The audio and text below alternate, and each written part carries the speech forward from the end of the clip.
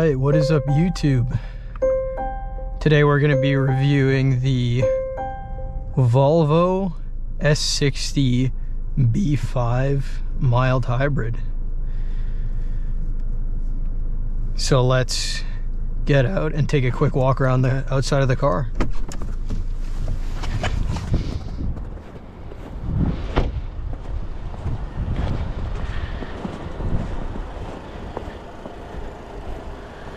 As we can see on the front, we have a very nice Volvo design.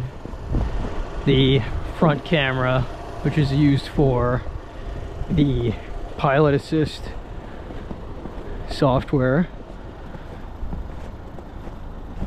Super nice 19-inch wheels on some Continental winter tires.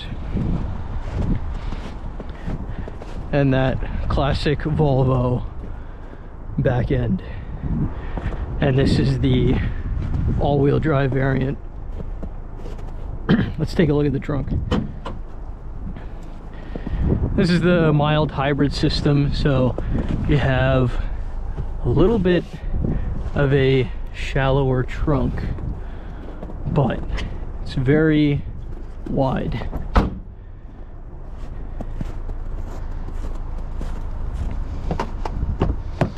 And super nice leather back seats with a seat heater with 3 levels and adjustable vents, as well as some USB ports for the rear passengers.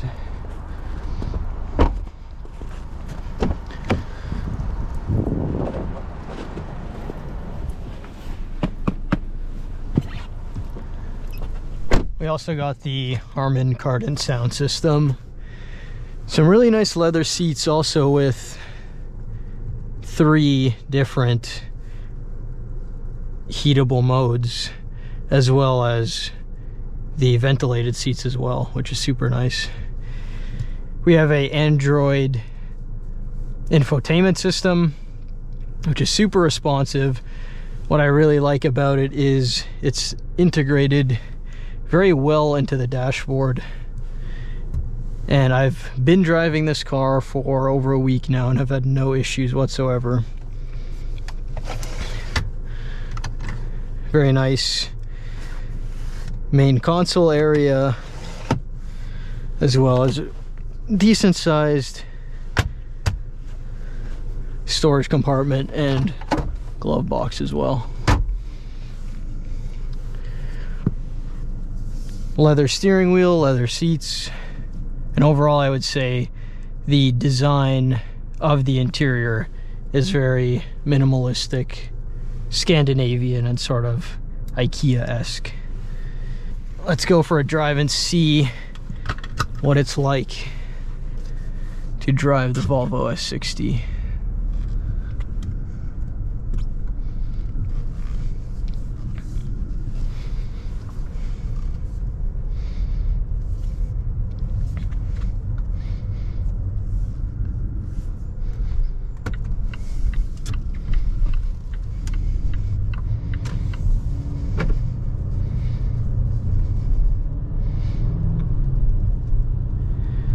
As we can see, it's a snowy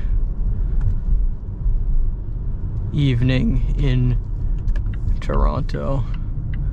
Got a bit of freezing rain, but we'll get to test out how that all-wheel drive system fares today.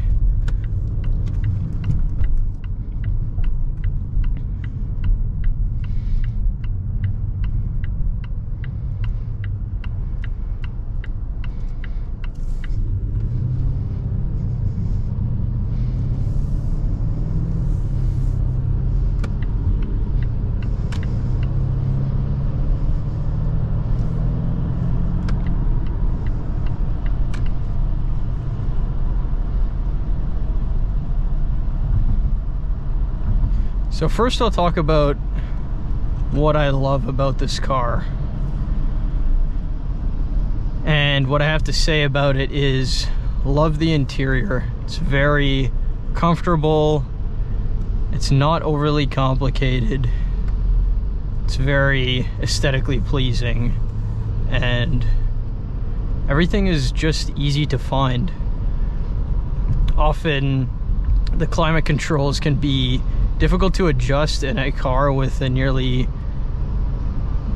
purely electronically adjusted climate system. However, this one is super easy. You just hit that one climate button right there at the bottom of the screen, and everything can be adjusted very quickly. It's only 2 taps to change the seat heater, and it goes away once you tap it again. So I have to give big kudos to Volvo there, considering they didn't use any analog climate control dials. It is very easy to change the climate controls on this vehicle. One thing I will say though is it is nice to have a physical volume knob and that play pause button. Some of the things that are easy to access, like the rear defroster, which can easily be turned on at any time, as well as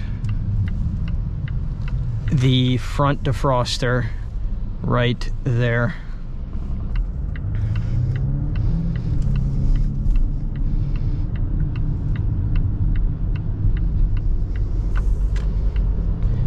And just to go over some of the specs of the car, this is a 2-liter turbo with 247 horsepower and 258 pound-feet of torque, and with those numbers, it is surprisingly fast. Really does get off the line.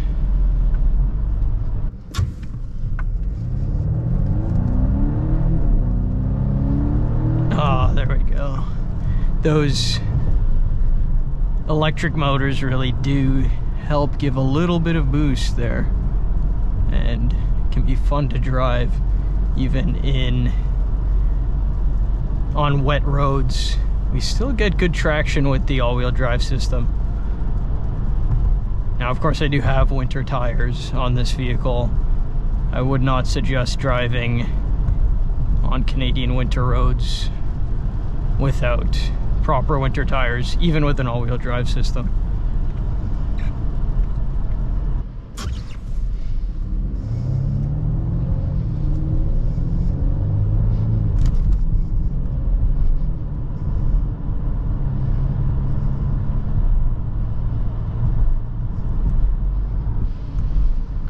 This is an 8-speed automatic with manually shiftable gears as well, so let's give that a try.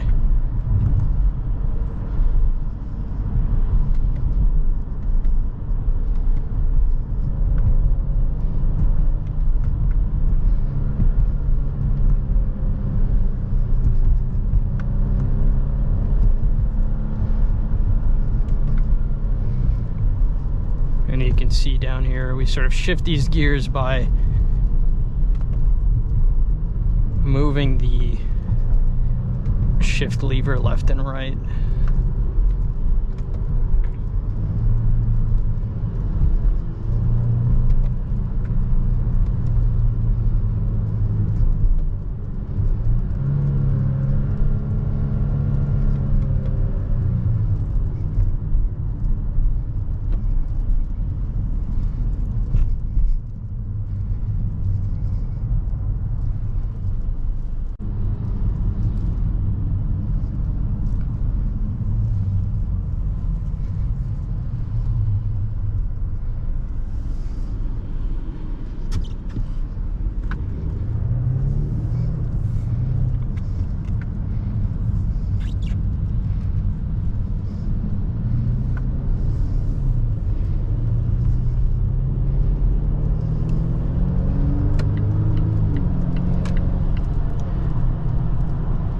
And some of the things I don't like about this car, I'll talk about before the good things, because overall it's a great car.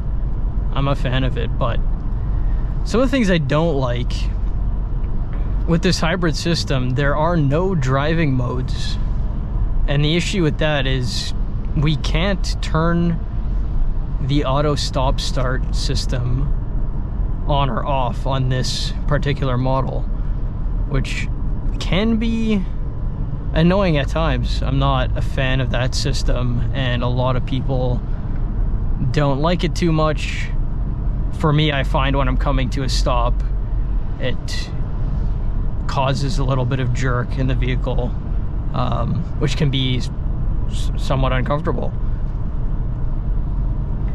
And having a sport driving mode would be nice for a little bit faster shifts, having the transmission not operate at such a low RPM all the time, and a little bit better throttle response, I would say.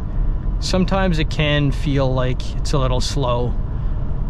On the freeway, when I want to pass someone, I may lay my foot into the throttle and wait 3 seconds, and maybe 3 seconds is an exaggeration, but I have to wait a second and then I get power. But when the power does come, it's good. There's a bit of turbo lag, but once you get up to that 4,000 RPM range, you really can feel the car pull. And it does have a good amount of power. We're stopped here. I will talk about the moonroof as well. This car does have a very nice moonroof. Has a few different modes. We can shut the sun screen by simply swiping forward and swipe back to retract it.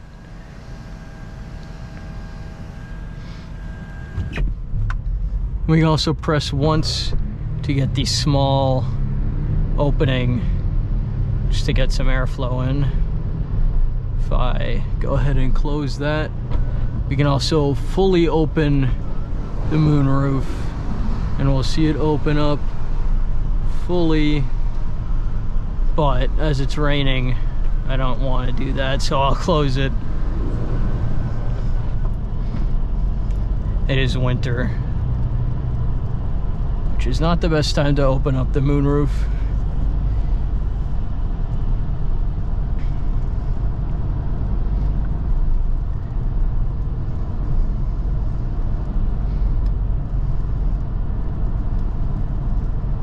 While we're driving here on the straight road, I'll also showcase the pilot system, which is essentially an advanced adaptive cruise control. It will sort of pilot us in between the lines here, keep distance with the car ahead, and don't go so close. Doesn't always see the lines as well at dusk. But overall, I've had a good experience with it. Sometimes it just tends to drift over. But on the highway, it does operate quite well, and we can see it's braking us.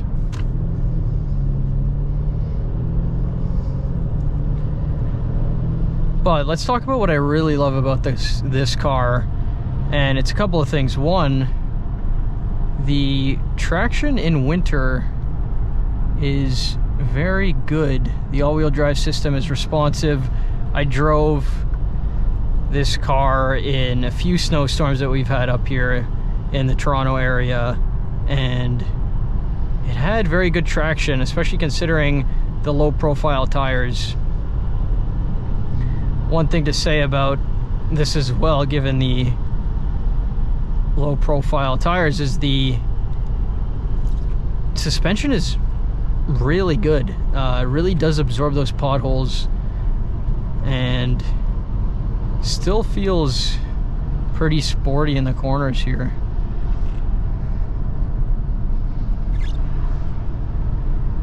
We'll see going over this bridge.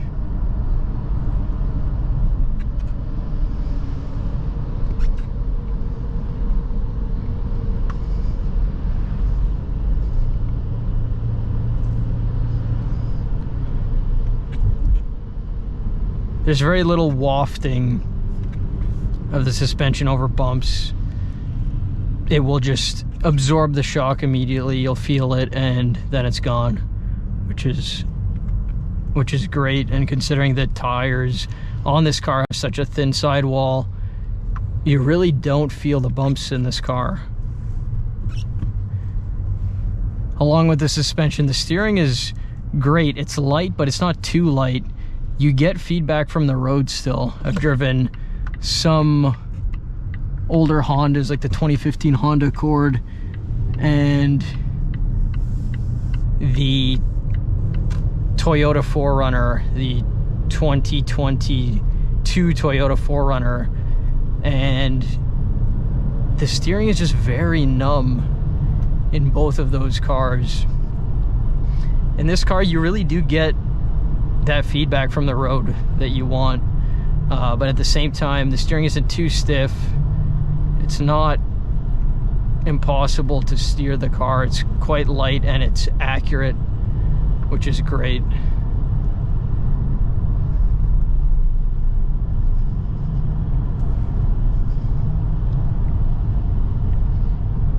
As this is a bit of a bumpier road, we can sort of see the suspension dealing with some of those bumps on this back road. And it feels great. It's very comfortable. The seats are great too. There's a ton of different ways to adjust them. There's lumbar support in X and Y directions. There's, of course, the normal modes moving sort of backwards and forwards, and the adjustment for the back tilting at a really wide range of angles. So that's great. And even though this is a luxury car, it sounds great.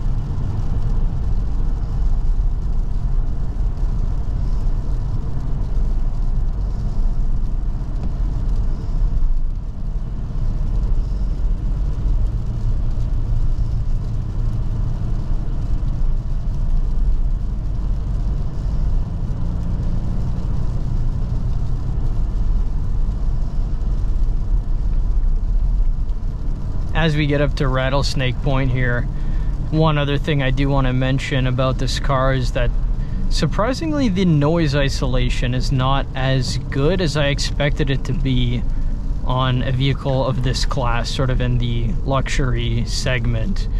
You definitely can hear a decent amount of road noise, and I know that we're on winter tires, so that is expected to some degree, but I didn't expect this much exterior noise in a car like this.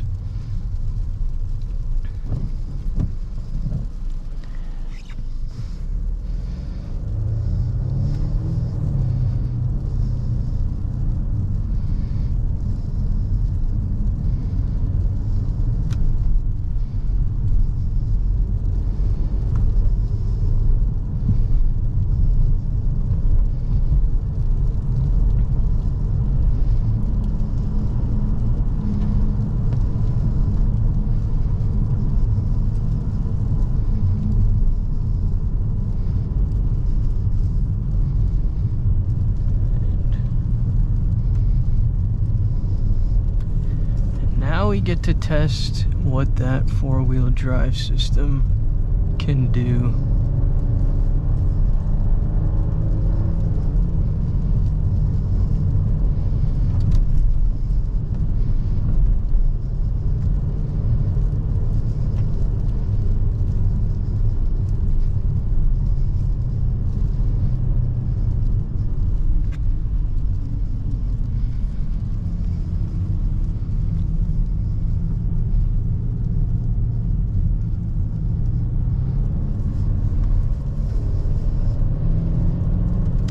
just handled that so well.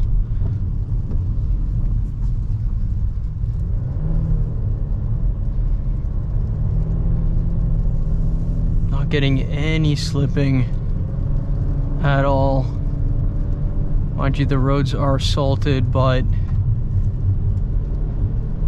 just great.